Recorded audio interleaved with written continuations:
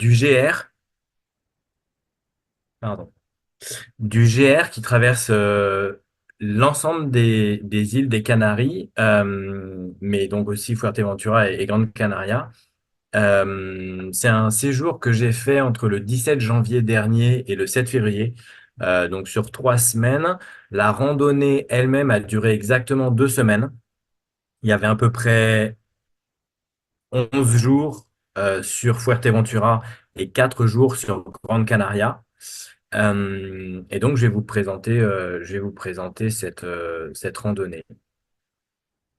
Donc ici, vous avez une carte des îles Canaries qui se trouve donc au large du Maroc. Composé les îles de huit îles, donc Lanzarote au nord de Fuerteventura, Fuerteventura, Gran Canaria, Tenerife, la plus connue, La Gomera, La Palma et El Hierro. Euh, Ici, vous avez le GR131, donc vous voyez la ligne rouge. Ce qui est intéressant dans cette carte, notamment, c'est en bleu, vous avez les trajets en bateau et en rouge, vous avez les vols d'une île à l'autre. Parce que nécessairement, il faut prendre soit le bateau, soit l'avion pour aller d'une île à l'autre, et on ne peut pas le prendre n'importe où. Donc là, par exemple, à Grande Canaria, vous avez deux ports. Ici, Las Palmas, et ici, Puerto de El Nieve, quelque chose comme ça. Et ici, vous avez l'aéroport.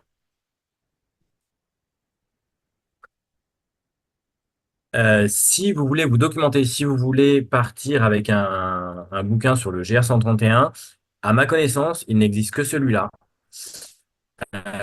Moi, personnellement, je ne l'ai pas pris parce que c'est du poids à rajouter dans le sac et donc j'ai préféré ne pas le prendre.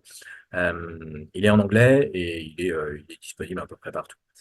Euh, alors ça, c'est une île, c'est une carte de Fuerteventura.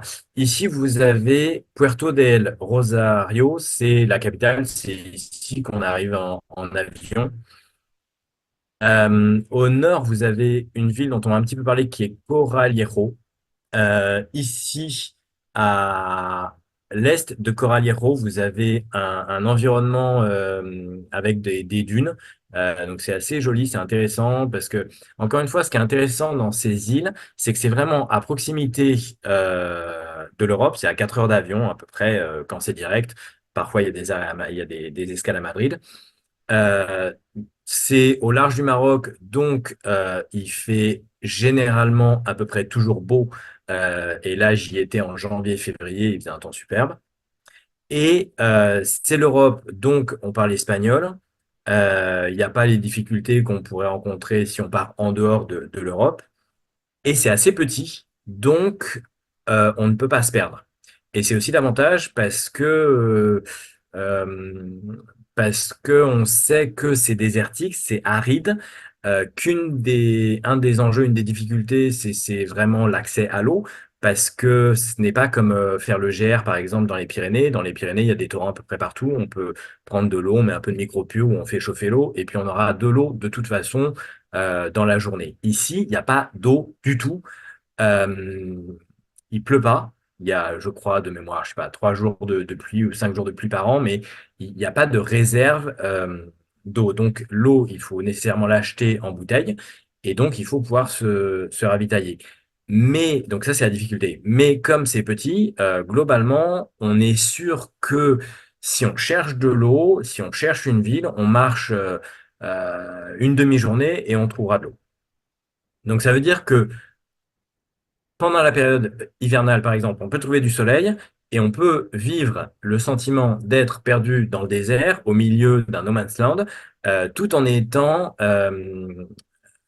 dans un environnement suffisamment safe, suffisamment sûr pour avoir de l'eau. Et également, il n'y a pas de scorpions, il n'y a pas de serpents.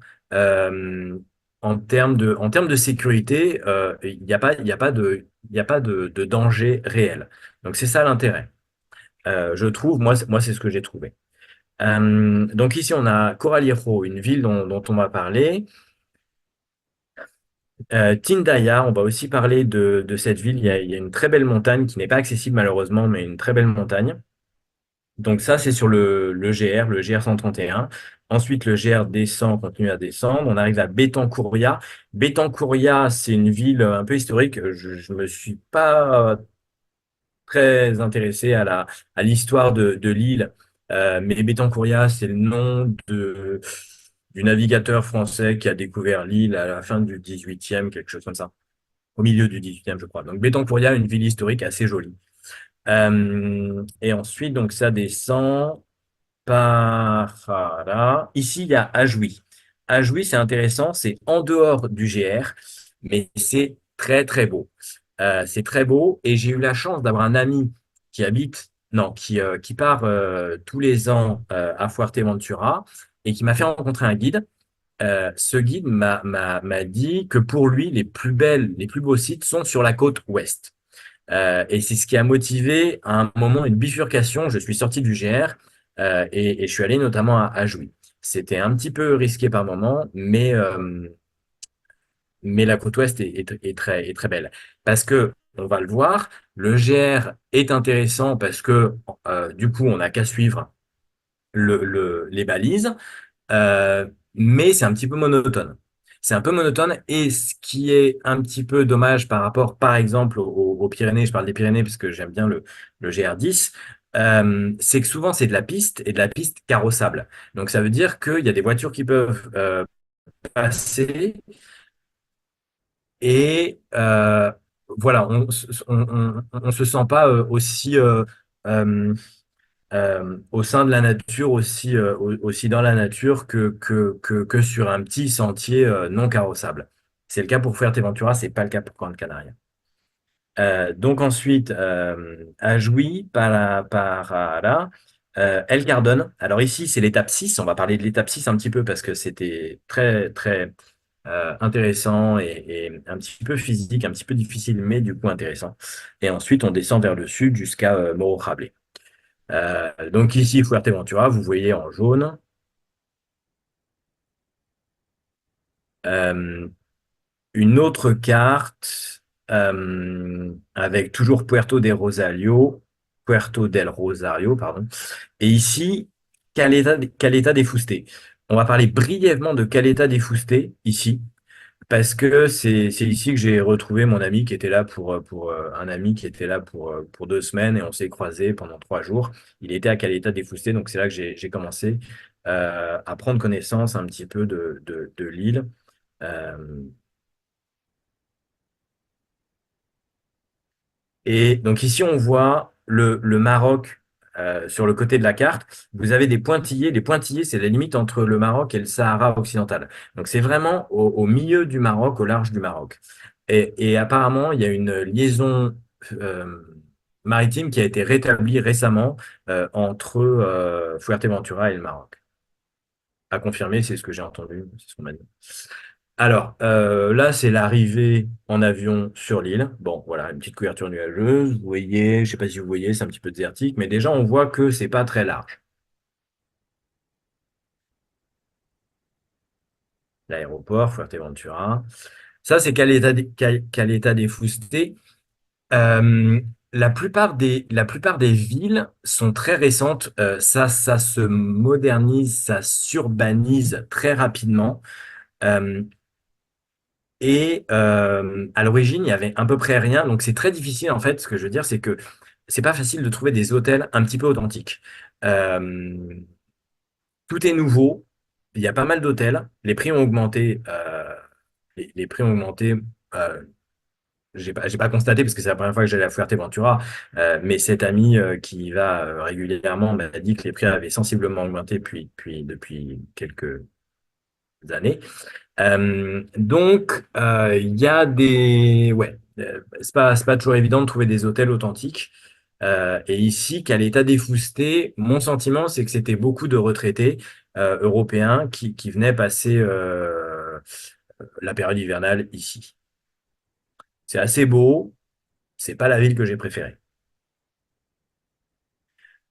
Il y a eu un nuage, voilà, je l'ai pris en photo parce que j'ai trouvé ça assez curieux.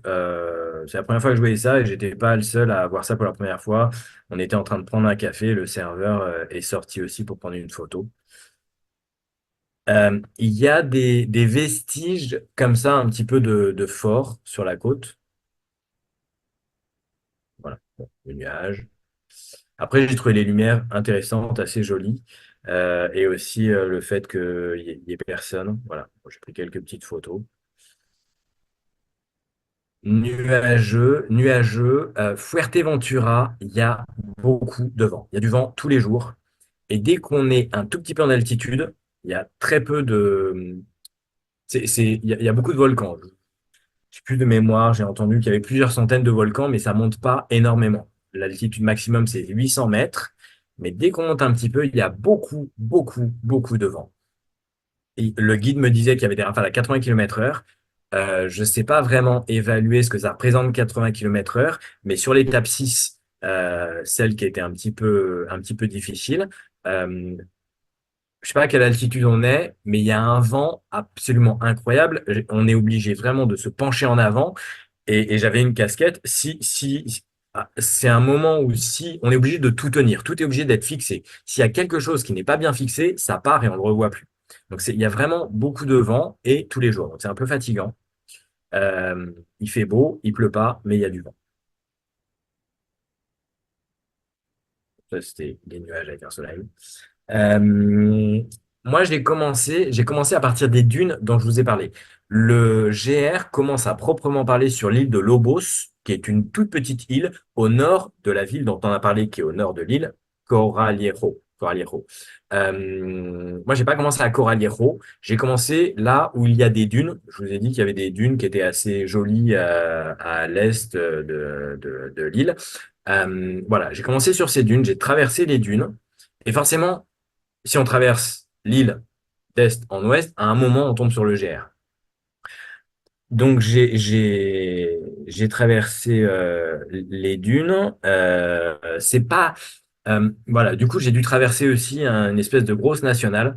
Euh, donc, c'est le risque aussi, si on ne suit pas le GR, de se retrouver euh, dans des. Où on ne devrait pas être, en fait. Par exemple, traverser une grosse nationale. Euh, et donc là, on était, enfin j'étais, mais on était, parce que finalement on était plusieurs, on s'est retrouvés là-haut. On se connaissait pas, mais au sommet de petites collines, dans la soirée, en fin de journée, c'était vraiment beau. Voilà, là il y a un couple qui est en train de marcher. J'ai trouvé ça assez joli aussi de voir ce couple au loin. Ça, c'est une jeune fille, c'était intéressant parce que on s'est vu au sommet de la petite colline. Ensuite, je l'ai vu marcher, donc je l'ai prise en photo de loin. Et ce qui est drôle, c'est qu'on s'est recroisés genre 4 jours après aussi sur le GR. Et on s'est reconnus, enfin je l'ai reconnu parce qu'il y avait un blouson jaune. Et donc c'était amusant. Je trouvais la lumière intéressante. Je voulais faire pas mal de photographies aussi, donc j'ai pris plein de photos. Voilà. Là, j'ai passé la première nuit. Alors, le camping sauvage est interdit. Ce n'est pas toléré comme, par exemple, dans les Pyrénées. C'est interdit. Euh, Personnellement, j'ai fait du camping sauvage tous les soirs et je me suis pas fait attraper. Voilà. Euh, il y en a qui. Après, sinon, il faut prendre des hôtels. Mais enfin, bon, moi, c'était camping sauvage. Euh, et camping sauvage, il y a deux solutions. Soit on prend une tente, soit on prend pas de tente. Il pleut pas, donc il n'y a pas besoin de prendre de tente, véritablement. Sauf que parfois, il peut quand même pleuvoir. En l'occurrence, il y a eu une journée de pluie. C'est pas tombé sur moi, là où j'étais, mais la jeune fille, à un moment, elle est partie sur la côte et elle s'est pris une saucée, vraiment, toute la journée. Et elle n'avait pas de tente. Et le soir, elle s'est dit, bah, j'espère qu'il va pas pleuvoir parce qu'elle était, je sais pas où elle était. Mais en gros, elle essayait de prévoir tous les soirs pour avoir un abri. Et donc, tente ou pas de tente, il pleut pas, donc globalement, il n'y a pas forcément la nécessité d'avoir de tente, sauf quand il pleut. Mais d'expérience, j'ai expérimenté les deux. C'est superbe, c'est incroyable de dormir avec le ciel étoilé. C'est un bonheur incroyable. Mais et de se réveiller avec le lever du soleil, parce que quand on est sous la tente, le lever du soleil, on le voit pas. Mais je dors mieux sous la tente. Donc voilà. Là, j'ai passé la première nuit, donc c'était une espèce de cratère du volcan. Il y avait pas mal de biquettes. J'ai trouvé un petit espace. Globalement, il n'y a pas de difficulté pour planter les tentes. Voilà, il y avait des biquettes. J'ai fait un petit peu attention parce qu'au moment où je me suis installé, comme il y avait les biquettes et les rochers, il y a des rochers qui sont tombés. Donc, faut pas se mettre trop près peut-être des rochers qui risquent de tomber. En même temps, l'idée c'est de se protéger du vent parce qu'il y a du vent tout le temps. Donc, l'idée c'est de se protéger du vent. Voilà, ça c'est le matin, lever du soleil. Donc ça, c'est le genre de paysage qu'on peut voir quand on est au nord de Fuerteventura. Voilà, c'est sympa. Beaucoup de pistes. Ici, vous avez un espèce de petit, euh, un, petit- un espèce de cercle en pierre. Je sais plus d'où ça vient, mais il y en a beaucoup et c'est bien pratique pour se protéger du vent. Donc parfois, une fois, j'ai passé une nuit à l'intérieur. Donc souvent, c'est des couleurs rouge, ocre, comme ça. Voilà. Donc, comme vous le voyez, alors là, j'étais sur le GR. Enfin, il y a voilà, il y avait une voiture qui passait, il y a des pistes et il y a des 4x4. Ça peut être rassurant si on est perdu, mais si on est bien en étant perdu, bah, il y a quand même de la civilisation qui peut arriver.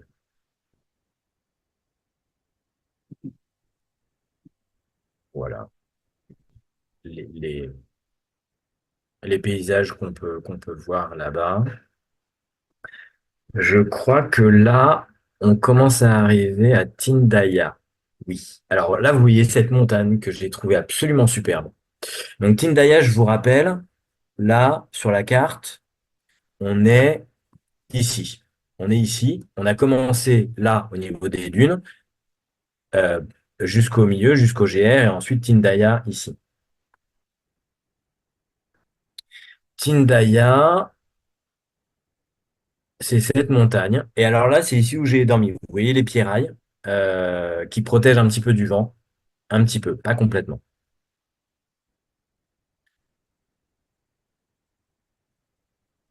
Là, le camping-gaz, la tente.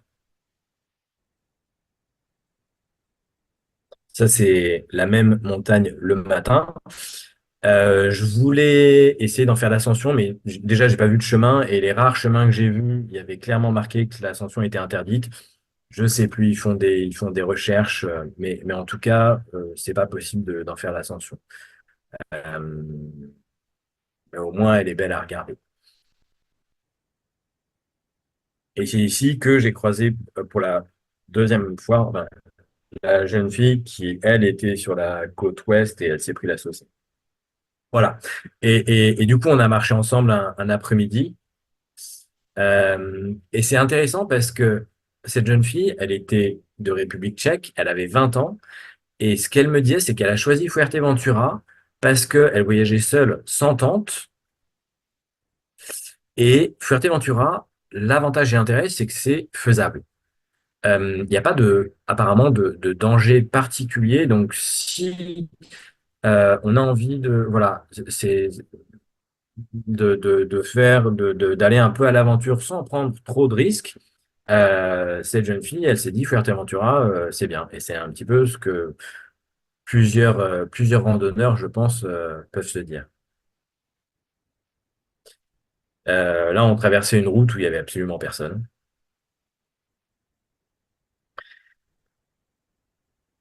Et alors, au bout d'un moment, en fait, ça devenait un peu, moi j'ai trouvé que ça devenait un peu pénible d'être sur la piste ou parfois même sur de la route bitumée. Donc j'ai vu une montagne, j'ai commencé à aller sur la montagne. J'ai passé une nuit là-haut, voilà, ici. Euh, Là, j'étais un tout petit peu inquiet parce qu'il y avait pas mal d'épineux, donc je voulais pas crever mon matelas gonflable, en l'occurrence. Euh, donc j'ai passé la nuit ici. Et Le matin, j'avais le choix entre redescendre sur la route et suivre le GR ou passer par les montagnes. Je suis passé par les montagnes parce que pour le coup, il y avait des chemins. Et c'était en dehors du sentier, donc c'était vraiment, il y avait un sentiment un petit peu de liberté parce que je n'étais pas emprisonné par les balises du GR. J'avais cette liberté parce qu'on on peut prendre cette liberté, encore une fois, parce que c'est safe. Euh, donc j'ai pris cette liberté. Il y avait en gros, il y avait trois montagnes successives. J'ai fait les deux premières. Il y avait un vent, mais absolument incroyable. Donc au bout de la deuxième, je suis redescendu vers la route parce que il y a un vent absolument incroyable. Donc j'ai pas pris beaucoup de photos parce qu'il y avait tellement de vent que on peut pas sortir les choses, sinon vraiment on prend le risque que tout s'envole. C'était ça, l'espèce de petite maison en haut où je voulais aller. Finalement, donc, je suis redescendu, j'arrive sur la route. Ici, il y a les deux statues qui sont apparemment les deux anciens leaders, chefs de l'île avant qu'elle soit découverte par les navigateurs français. Je crois. Ces deux statues sont assez fameuses. Ensuite, on arrive à Bétancouria. Je n'ai pas pris de photo là-bas. Bétancouria. Et ensuite, on se retrouve sur à nouveau du bitume. Et là, j'avais vraiment pas envie d'être sur la route. Donc, dès que j'ai vu un chemin qui prenait à droite, j'ai pris le chemin. Je ne savais pas où ça allait, mais ça allait à droite, donc ça allait à l'ouest. Donc, ça allait vers la côte qui était apparemment jolie, d'après ce que le guide m'avait dit. Donc, j'ai pris à droite. J'étais sur ce chemin qui est assez sympa. Et puis, il y avait des gens aussi. Donc, ça rassure parce qu'on se dit, ça doit aller quelque part. Là, c'était une église. Voilà.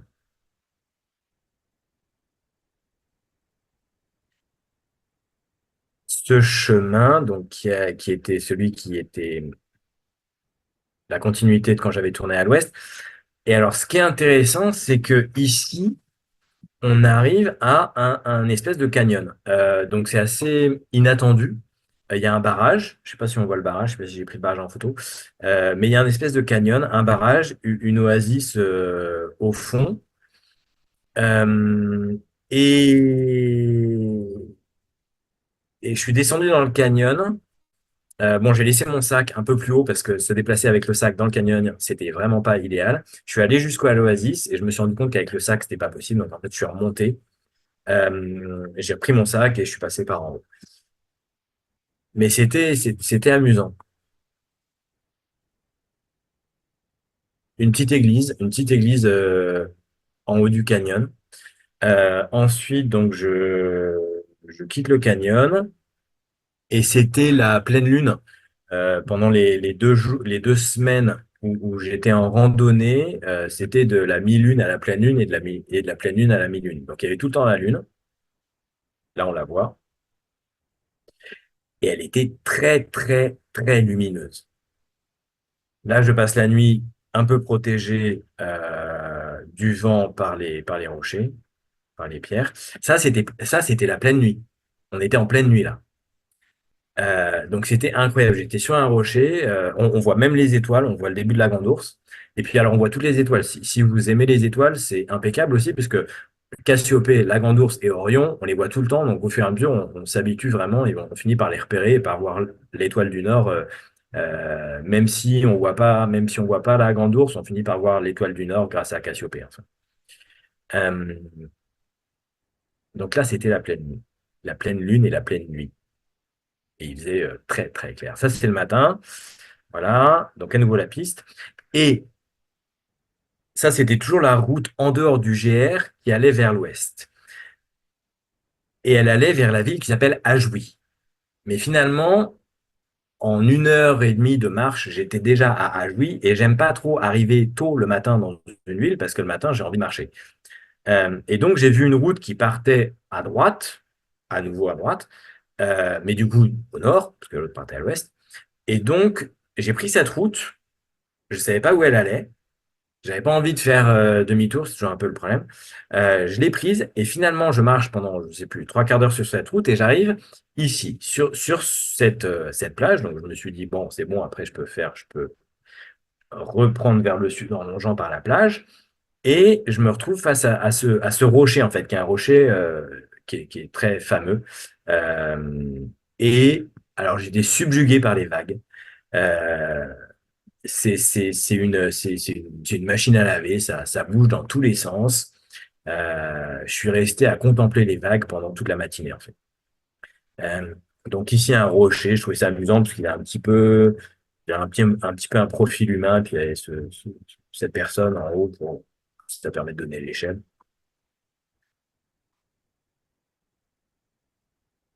Voilà, donc je sais pas, c'est la nature qui vit et qui explose. Ça, c'est le rocher avec cette forme qui est très connue, donc près d'Ajou, des vagues incroyables. Et alors ensuite, à Jouy, donc je vous remets où on était. À Jouy, on est donc on a passé Bédancouria et on est ici. Et le GR, il va normalement vers Parada. Moi, j'ai pris vers Jouy. Et le truc, c'est que ici, il y a une zone militaire. Donc, euh, donc on n'est pas censé aller par là. Et moi, j'étais à Ajouy. Mais j'avais pas envie de reprendre, comme j'avais quitté, j'avais pas envie de reprendre la route pour aller à Parara. Donc, j'ai continué le long de la côte. Euh, je savais qu'à un moment ou à un autre, il risquait d'y avoir une zone militaire, mais en gros, je sais, ouais, je me suis dit, on va voir. Et puis, je me suis dit, bah, s'il y a une zone militaire, je le verrai. Et puis, je verrai à ce moment-là, quoi. Euh, et donc, je vais vers le sud. C'est ce genre euh, de côte très découpée, très jolie, excessivement jolie. Là, il commence à y avoir personne. Du coup, parce qu'il n'y a pas le GR et il y a la zone militaire un peu plus loin. Donc, il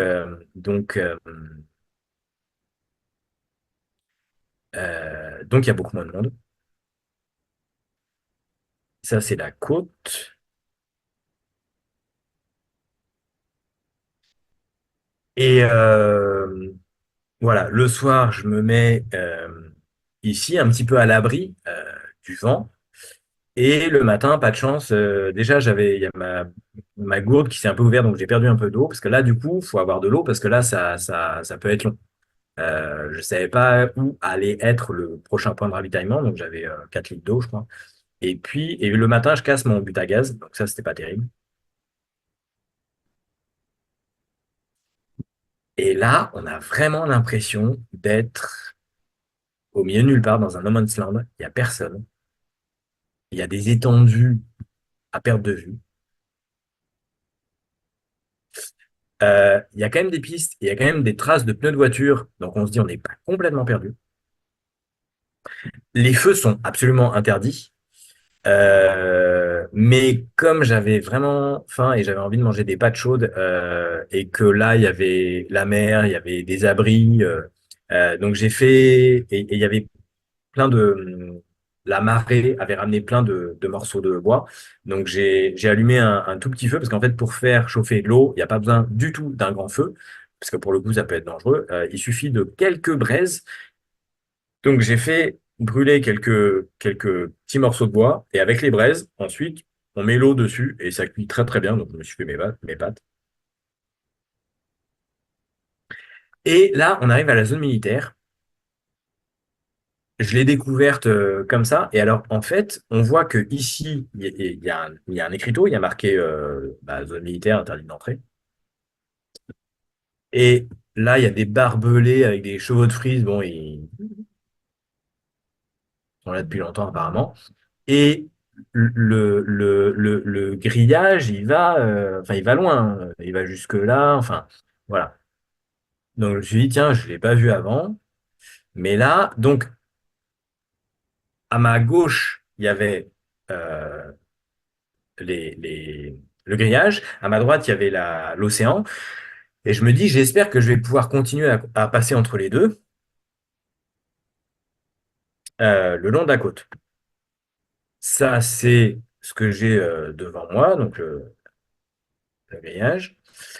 Et, et en fait, au fur et à mesure, le grillage, il disparaît complètement.